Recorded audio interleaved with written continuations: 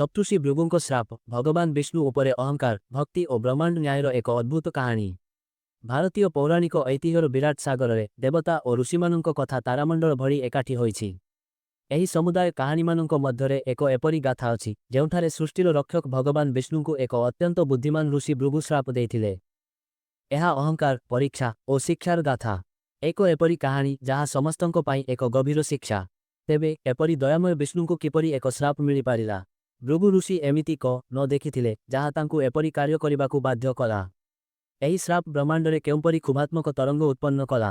आसंतु आमे खोलिबा एही दिव्य और रहस्यमय उपाख्यानर प्रतिटी पत्र एक अद्भुत कहानी भृगु ऋषिंक भगवान विष्णु उपरे दिया जाइतिबा श्रापर कहानी।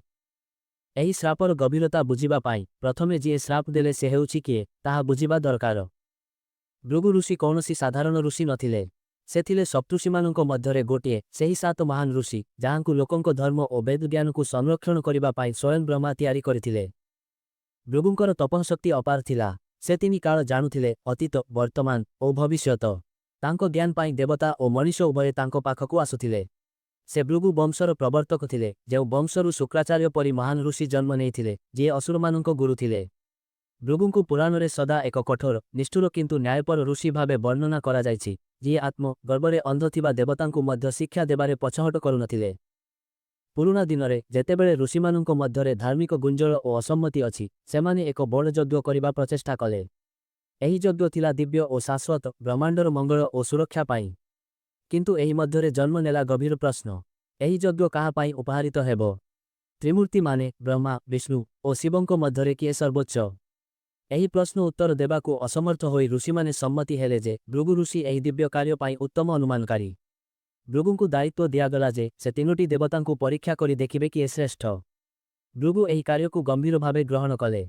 से निज आत्मबल ज्ञान और धैर्य सह बाहरी पड़िले एक यात्रा जहाँ देवतामानंकु तथा दिव्यत्वर अर्थकु मध्य चैलेंज करिदेला। सबुठु प्रथमे भृगु यात्रा कले सत्यलोककु ब्रह्मांक निवास स्थल जे सृष्टिकर्ता और भृगुंक पिता मध्य थिले। किंतु ब्रह्मा जेतेबेले तांको दिव्य ध्यानरे गभीर भावे व्यस्त थिले तेणु से भृगुंक आगमन विषय अवगत हेले नाही। भृगु आशा करुथिले एक आदरभरा स्वागत जहाँ मिलिला नाही। एथिपरे से विक्रोधित हेले मो पिता मध्य मोते गणना करुनाहांती। भृगु चिंता कले तांको मनरे क्रोध अग्नि भरी विकासीगला। क्रोधरे भृगु ब्रह्मांकु श्राप देले तुमे जेउंठी मो उपस्थितिकु स्वीकार करिपारिलनि कलिजुगरे मानवमाने तुम पूजा करिबे नाही। एही कथा आज भी सत्य। भारतर अनेक मंदिर ब्रह्मांक निजस्व मंदिर बहुत कम देखिबे। परे भृगु गले पवित्र कैलास पर्वतकु जहाँ हेउछि भगवान शिवंक दिव्य निवास। सेतेबेले शिव और माँ पार्वती निजे गभीर निजता और सम्मिलन मुहूर्तरे थिले जेतेबेले भृगु अनाहुत भावे आसी पहुंचिले। एही अपेक्षाहीन आगमन देखि भगवान शिव विक्रोधित हेले तांको तृतीय नेत्र अग्नि भरी ज्वलंत हेउथिला। किपरि एमिति जने मोर दिव्य प्रांगणकु भंग करिपारिबे। शिवंक मनरे विकार उद्भव हेला। किंतु एहा पूर्वरु शिव किछि करिपारिबे भृगु तांको उल्लेख कले। तुमे विनाशक हेबा सत्वे काम और क्रोध उपरे नियंत्रण रखि पारुनाह। एपरि देवता किपरि श्रेष्ठ होई पारिबे। एही कठोर शब्द कही भृगु चालीगले किंतु शिवंकु एक श्राप देई देले तुमे घरे गृहदेवता भावरे पूजित हेब नाही। एही श्रापर प्रभाव आज भी दृश्यमान। अनेक घररे शिवंक पूजा लिंग रूपरे हुए तांको पारिवारिक रूपको अति कम देखा जाए। शेषरे भृगु जी विक्रोधरे जलुथिले से बाहरी पड़िले विष्णुंकु परीक्षा करिबाकु जी समस्त ब्रह्मांडर सुरक्षाकारी। तांको निवास थिला गभीर कस्मिक सागररे जेउंठी से शेष नाग उपरे शयन करुथिले। माँ लक्ष्मी तांको चरण सेवा करुथिले। भृगु जेतेबेले उपस्थित हेले विष्णु सेतेबेले दिव्य निद्रारे व्यस्त थिले। से उठी अभिनंदन कले नाही। एही अपेक्षाहीनता भृगुंक सहिष्णुताकु चूर्ण विचूर्ण करिदेला। मोते अवमान करागला भृगु चिंता कले तांको मनरे जळुथिबा क्रोध एबे धमकी मारिगला। किंतु एथिपाई भृगु एक अचिंत्य कार्य कले। एक अत्यधिक क्रोधर मुहूर्तरे भृगु ऋषि गले और भगवान विष्णुंक बक्षस्थल उपरे लात मारिदेले सेही पवित्र बक्ष जेउंठी माँ लक्ष्मी नित्य बास करंती। दिव्य निद्रा भंग हेला। विष्णु जागिले किंतु राग नुहे अहंकार नुहे विनय और शांति सहित। से उठी हाथ जोड़ी ऋषि भृगुंकु प्रणाम कले।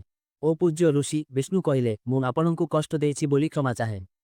मोर बक्ष कठिन निश्चय आपणंक पाद भी थरीगला। मु नेहा मालिश करी आपणंक पीड़ा ह्रास करिबी। एवं दिव्य सहानुभूति सहित विष्णु तांको पाद धरी मालिश करिबाकु लागिले और दयापूर्ण भावरे क्षमा मागिले। समय थमीगला। समस्त ब्रह्मांड आश्चर्य अटकीगला। एपरी देवता जी अहंकार बा क्रोध नुहे विनय और नम्रता सहित प्रतिक्रिया करुछंती देखि भृगु मध्य आचंबित हेले। किंतु समस्त जन प्रसन्न थिले ता नुहे। ମା ଲକ୍ଷ୍ମୀ ଧନ ଶ୍ରୀ ଓ ସମୃଦ୍ଧିର ଦେବୀ ଯିଏ ନିତ୍ୟ ବିଷ୍ଣୁଙ୍କ ହୃଦୟରେ ବାସ କରନ୍ତି ସେ ଗଭୀର ଦୁଃଖରେ ଡୁବିଗଲେ। ସେ ଦେଖିଥିଲେ ଜଣେ ଋଷି ତାଙ୍କ ପ୍ରିୟ ଭଗବାନଙ୍କୁ ବକ୍ଷରେ ଲାତ ମାରିଲେ ଓ ବିଷ୍ଣୁ ସେଥିରେ କୌଣସି ପ୍ରତିବାଦ କଲେ ନାହିଁ। ତାଙ୍କ ମନର ପୀଡ଼ା ଏବେ କ୍ରନ୍ଦନରେ ପରିଣତ ହେଲା। ଏପରି ହୃଦୟରେ ସେ କହିଲେ ଯେଉଁଠି ସ୍ୱାଭିମାନକୁ ସୁରକ୍ଷା ମିଳୁନାହିଁ ସେଠାରେ ମୁଁ କିପରି ରହିପାରିବି। ଏବଂ ଏହି ଶବ୍ଦ କହି ବିଷ୍ଣୁଙ୍କ ମଧ୍ୟରୁ ବିଦାୟ ନେଲେ ଅର୍ଥାତ୍ ସେ ବୈକୁଣ୍ଠ ଛାଡ଼ି ଚାଲିଗଲେ। ମା ଲକ୍ଷ୍ମୀଙ୍କ ବିଦାୟରେ ସ୍ୱର୍ଗ ବି ଦୁଃଖରେ ବିଲୀନ ହେଲା। ଲକ୍ଷ୍ମୀ ବିନା ସମୃଦ୍ଧି ହ୍ରାସ ହେଲା। ଅଶୁଭ ଛାଇଗଲା ସମସ୍ତ ଲୋକ ଉପରେ। ଦେବତାମାନେ ମଧ୍ୟ ଏହି ବିପଦର ପ୍ରଭାବରେ କଷ୍ଟ ଅନୁଭବ କରିଲେ। ବ୍ରହ୍ମାଣ୍ଡର ସମତୁଳନ ବିକୃତ ହେଉଥିବା ଓ ତାଙ୍କ ନିଜ କାରଣକୁ ବୁଝି ଭୃଗୁ ଋଷି ନିଜ ଦୋଷ ବୁଝିପାରିଲେ। ସେ ବିଷ୍ଣୁଙ୍କ ଆଗରେ ମୁଣ୍ଡ ନୁଆଇଁ କ୍ଷମା ଚାହିଁଲେ। କିନ୍ତୁ କର୍ମର ନିୟମ ଏହିପର୍ଯ୍ୟନ୍ତ ଆରମ୍ଭ ହୋଇଯାଇଥିଲା। ସେ ଲାତ ମାରିଥିଲେ ଯାହାକି ଏକ ଦିବ୍ୟ ଅହଙ୍କାରକୁ ଭଙ୍ଗ କରିଥିଲା, ଏକ ପ୍ରତୀକାତ୍ମକ ମାନସିକ ଗହରର ଖଣ୍ଡନ। ଏହି କ୍ଷଣରୁ ଜନ୍ମ ନେଲା ଏକ ଶ୍ରାପ, ଏକ କର୍ମ ନିଷ୍ପତ୍ତି ଯାହା ଅନୁସାରେ ଭବିଷ୍ୟତରେ ବିଷ୍ଣୁ ଏକ ମାନବ ଭାବରେ ପୃଥିବୀରେ ଜନ୍ମ ନେବେ ଓ ତାଙ୍କ ପ୍ରିୟ ଲକ୍ଷ୍ମୀ ସହ ବିଚ୍ଛିନ୍ନ ହେବେ। ଏହି ଶ୍ରାପ ମିଳିଲା ସତ୍ୟ ହେଲା ବିଷ୍ଣୁଙ୍କ ଶ୍ରୀରାମ ଅବତାରରେ, ଯେଉଁଠି ସୀତା ହରଣ ହେବା ପରେ ସେ ଦୁଃଖରେ ଡୁବିଯିବେ। ଏହି ବିଚ୍ଛେଦ କେବଳ ପ୍ରେମ ଓ ବିଯୋଗର କାହାଣୀ ନୁହେଁ, ଏହା ଥିଲା କର୍ମ ଦ୍ୱାରା ତିଆରି ହୋଇଥିବା ଏକ ଆଧ୍ୟାତ୍ମିକ ଅନୁପାତ ଫଳ। ଏହି କାହାଣୀ ଆମକୁ କ'ଣ ଶିଖାଏ? ଏହା କେବଳ ଏକ ପୌରାଣିକ ଘଟଣା ନୁହେଁ ବରଂ ଏକ ଆଧ୍ୟାତ୍ମିକ ଉପମା। ଭୃଗୁଙ୍କ ପରୀକ୍ଷା କେବଳ ଶାରୀରିକ ସହିଷ୍ଣୁତାର ନୁହେଁ ବରଂ ଅହଙ୍କାରର ପରୀକ୍ଷା ଥିଲା। ବ୍ରହ୍ମା ଅବହେଳା ସହ ପ୍ରତିକ୍ରିୟା କଲେ। ଶିବ କ୍ରୋଧ ସହ ବିସ୍ଫୋରିତ ହେଲେ। ବିଷ୍ଣୁ ବିନୟ ଓ ଦୟା ସହ ସବୁକୁ ଗ୍ରହଣ କଲେ। ଏହି ବିନୟ, ଏହି ଅନୁଗ୍ରହ ଭିତରେ ଥିଲା ପାରମ୍ପରିକ ଶ୍ରେଷ୍ଠତା ଯାହା ବିଷ୍ଣୁଙ୍କୁ ତ୍ରିମୂର୍ତ୍ତିମାନଙ୍କ ମଧ୍ୟରେ ସର୍ବୋପରି କରିଦେଲା। କିନ୍ତୁ ବିଷ୍ଣୁ ମଧ୍ୟ କର୍ମର ଚକ୍ର ବାହାରେ ନୁହେଁ। ମା ଲକ୍ଷ୍ମୀଙ୍କ ବିଦାୟ ଏହି ନିୟମ ଦେଖାଏ, ଯେଉଁଠି କର୍ମର ସମତୁଳନ ବିକୃତ ହୁଏ ଏକ ଦିବ୍ୟ ଆତ୍ମା ମଧ୍ୟ ଦୁଃଖ ଅନୁଭବ କରିପାରେ। ସମୟ ଗଲା। ବିଷ୍ଣୁ ଦୁଃଖରେ ଡୁବିଯାଇ ଲକ୍ଷ୍ମୀଙ୍କ ଫେରିବା ପାଇଁ ଧ୍ୟାନରେ ଲୀନ ହେଲେ। ତାଙ୍କ ବିନା ଭଳି ଭଳି ଭାବରେ ହେଲା ଭାଉନ୍ତ ମଧ୍ୟ ଶୂନ୍ୟ ଲାଗିଲା। ସମଗ୍ର ବ୍ରହ୍ମାଣ୍ଡ ମାନେ ଯନ୍ତ୍ରଣା ଅନୁଭବ କଲେ। ବିଷ୍ଣୁଙ୍କ ଭଲପାଇବା ଓ ବେକୁଳତା ଦେଖି ଶେଷରେ ଲକ୍ଷ୍ମୀ ଫେରିଲେ, କେବଳ ବୈକୁଣ୍ଠକୁ ନୁହେଁ ସମସ୍ତ ପ୍ରାଣୀମାନଙ୍କ ହୃଦୟକୁ ମଧ୍ୟ।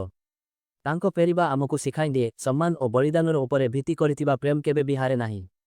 ଏହା ସଦା ଘରକୁ ଫେରିଆସେ। ଓମ୍ ଶ୍ରୀ ମହାଲକ୍ଷ୍ମୀ ନମଃ। ଆଜି ମଧ୍ୟ ଋଷି ଭୃଗୁଙ୍କ ଶାପ ଗଳ୍ପର ସ୍ପନ୍ଦନ ଆମ ଜୀବନରେ ଶୁଣାଯାଏ। ଏହା ଆମକୁ ମନେ ପକାଏ ଅହଙ୍କାର ଶ୍ରେଷ୍ଠ ବୁଦ୍ଧିକୁ ମଧ୍ୟ ଅନ୍ଧା କରିପାରେ। ସତ୍ୟ ଶକ୍ତି ହେଉଛି ନମ୍ରତା। ଦେବତାମାନେ ମଧ୍ୟ କର୍ମର ଫଳ ଭୋଗ କରନ୍ତି ଏବଂ ପରୀକ୍ଷା ହୋଇଥିବା ପ୍ରେମ ଅଧିକ ଶକ୍ତିଶାଳୀ ହୋଇ ଫେରିଆସେ। ଆମେ ଦେଖୁଛୁ ବ୍ରହ୍ମାଙ୍କ ପୂଜା ଅନେକ ମନ୍ଦିରରେ ନାହିଁ। ଶିବଙ୍କୁ ଲିଙ୍ଗ ରୂପରେ ପୂଜା କରାଯାଏ। ବିଷ୍ଣୁଙ୍କ ଅବତାରମାନେ ମାନବ ଦୁଃଖ ଅନୁଭବ କରନ୍ତି। ଏସବୁ ଏହି ପୌରାଣିକ ଗଳ୍ପର ଅବିଚଳ ପ୍ରଭାବ। ଏହି ହେଉଛି ଋଷି ଭୃଗୁ ଓ ଭଗବାନ ବିଷ୍ଣୁଙ୍କ କାହାଣୀର ଶେଷ, ଏକ ପ୍ରତିଶୋଧ ନୁହେଁ ବରଂ ଆତ୍ମଜାଗୃତିର ଉପାଖ୍ୟାନ। ଏହି ଅହଙ୍କାର ଦ୍ୱେଷ ଓ ଆସକ୍ତିର ଯୁଗରେ ଏହି ପୌରାଣିକ ଉପାଖ୍ୟାନ ଆମକୁ ଧୈର୍ଯ୍ୟ, ନମ୍ରତା ଓ ବୁଝିବାର ଶକ୍ତି ଦେଉ। ଯେଉଁ ଛାତି ଉପରେ ଲାତ ଲାଗିଥିଲା ସେଠାରେ କରୁଣାର ବ୍ରହ୍ମାଣ୍ଡ ଖୋଲିଗଲା। ଯେ ଲକ୍ଷ୍ମୀଙ୍କ ଅସୁରେ ଝରିଥିଲା ସେଥିରେ ଏକ ଦିବ୍ୟ ମିଳନ ଲେଖାଯାଇଥିଲା। ଆହୁରି ଏମିତି ଓଡ଼ିଆ ଷ୍ଟୋରି ପାଇଁ ଓଡ଼ିଆ ରହସ୍ୟ ଚ୍ୟାନେଲକୁ ସବସ୍କ୍ରାଇବ୍ କରନ୍ତୁ। ଓମ୍ ନମୋ ନାରାୟଣାୟ।